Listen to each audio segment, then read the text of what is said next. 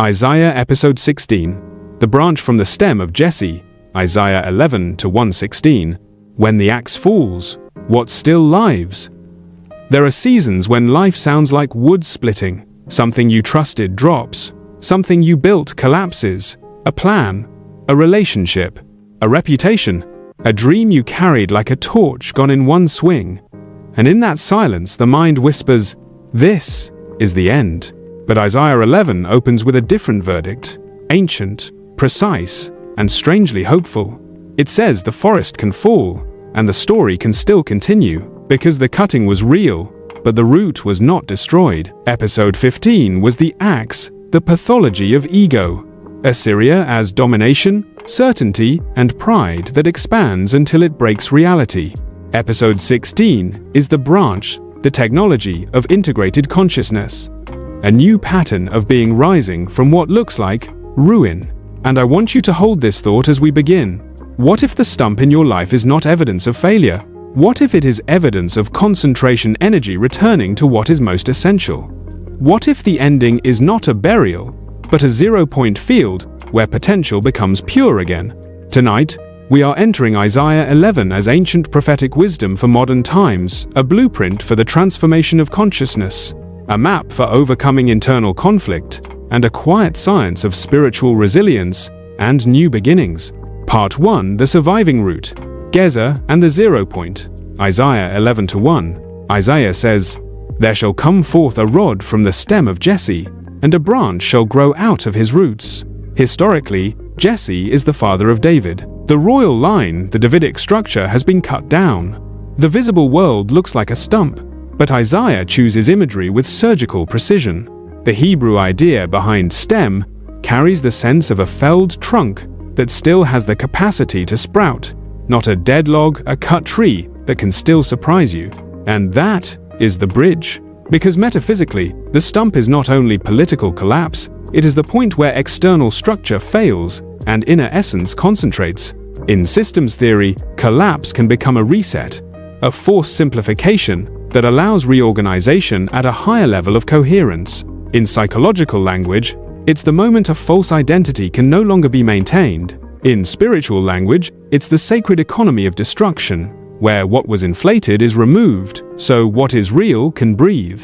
This is why I call it a zero-point field. When the forest falls, there is a strange stillness, a moment where noise reduces, where energy stops leaking into performance, where you can finally hear the root system of reality. Episode 15 showed us the axe, the cutting down of ego forests, power intoxicated, certainty weaponized, pride towering until it becomes hollow. Episode 16 shows us the branch non-linear growth from the place everyone else calls over, not despite the stump, because of the stump, because the stump ended the waste, ended the illusion, forced the energy home, and the branch that rises is not just a future, it is a probability line becoming real, the highest coherent timeline emerging from the roots.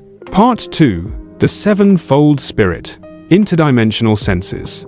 Isaiah 11 to 2.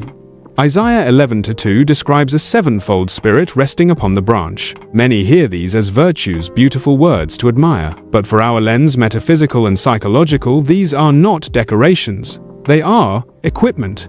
They are interdimensional senses, the instruments the soul uses to navigate the spacious present. Think of them as the operating system of new consciousness, states of perception that allow a human being to live beyond ego reflex. 1. The Spirit of the Lord universal connection. This is coherence with the all that is, not dogma, not tribal identity, a lived sense of connection beyond fragmentation. Psychologically, it is the nervous system no longer ruled by threat. Fear may appear, but fear is no longer the throne. Frequency statement. I am connected, therefore I do not need to dominate. 2. Wisdom. Chokmah. The intuitive whole wisdom is not just intelligence. It is the intuitive grasp of the whole system, the ability to sense consequences before they bloom. Seth calls this the spacious present, where you can perceive multiple futures and choose the most coherent one. Frequency statement. I see the whole, therefore I choose the higher path. 3. Understanding. Binah. Pattern discernment.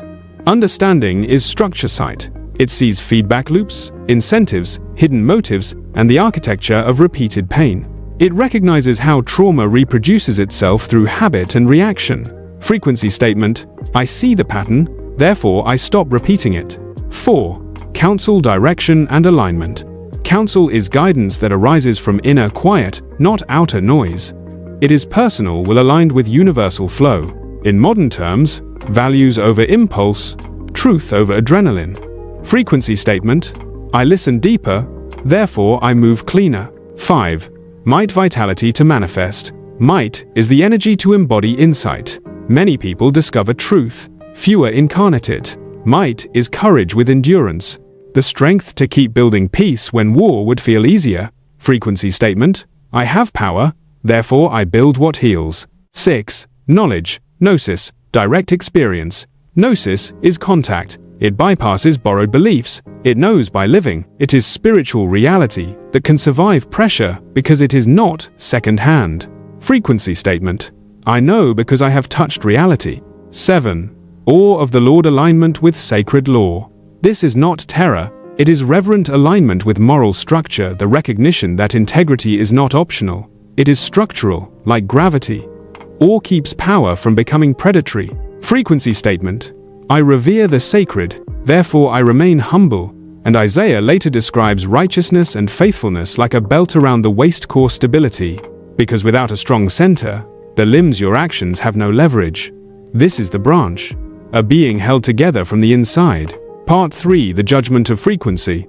Quantum Perception, Isaiah 11:3-4. Isaiah says, He shall not judge by the sight of his eyes, nor decide by the hearing of his ears, but with righteousness he shall judge the poor. This is a revolution in perception. In our world, everything is optics, image management, narratives, viral performance.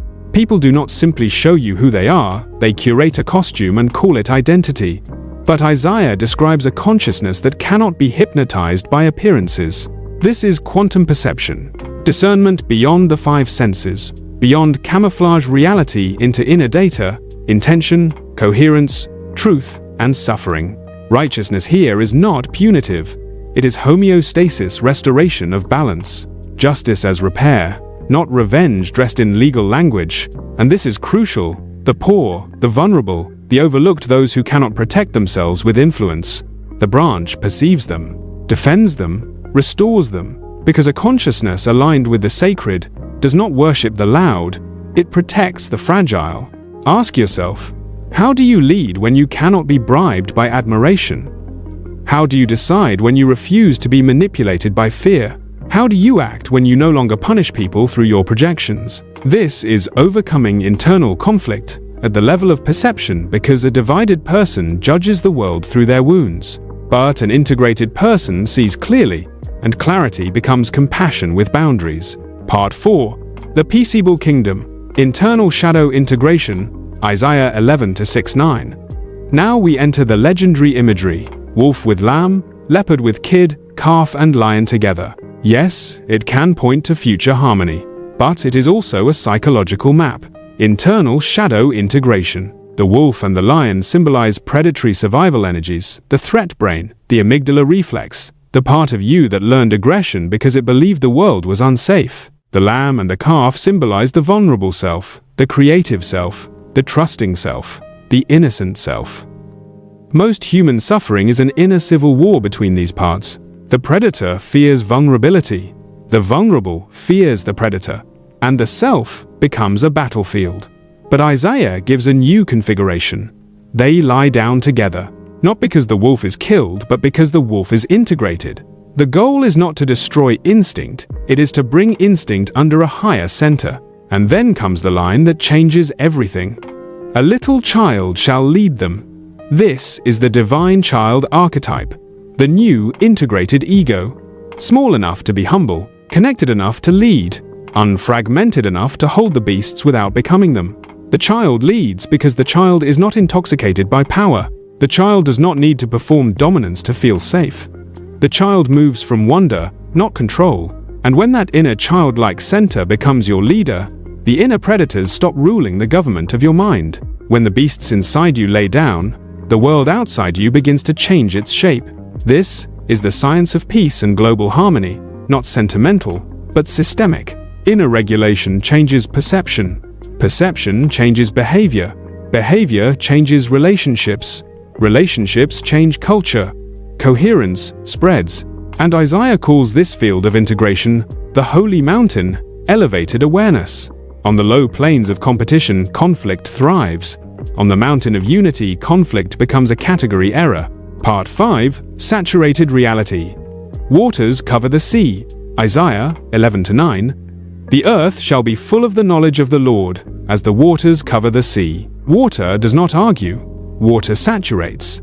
It fills every space. It leaves no pocket untouched. This is saturated reality. Awareness filling the field. The knowledge of the Lord is not mere theology, it is gnosis, lived recognition, direct contact with sacred order. And now contrast this with Isaiah 10. Dryness, leanness, brittleness. The Assyrian ego as hollow control. The ego tries to rule by domination because it is not whole, but Isaiah 11 is oceanic, fluid, life-giving. The field becomes conscious of itself, and reality reorganizes from within. When awareness saturates, deception weakens, manipulation loses power, cruelty becomes harder to justify. The system begins to heal the way a body begins to heal when it returns to balance. Part 6. The ensign. The signal that gathers. Isaiah 11:10-12. In that day there shall be a root of Jesse, to it the Gentiles shall seek. The root becomes an ensign, a banner, a tuning fork. In a world of digital fragmentation, echo chambers, algorithmic tribes, identity warfare, people are drowning in noise. Everyone has a narrative. Everyone has a performance. But this root is not another brand. It is a frequency of coherence. It gathers those who are in phase with truth. And Gentiles shall seek carries a universal pulse. The signal is not tribal. It calls beyond borders, beyond ego fences, beyond the need to win. Truth does not need to recruit through manipulation. It resonates, it gathers,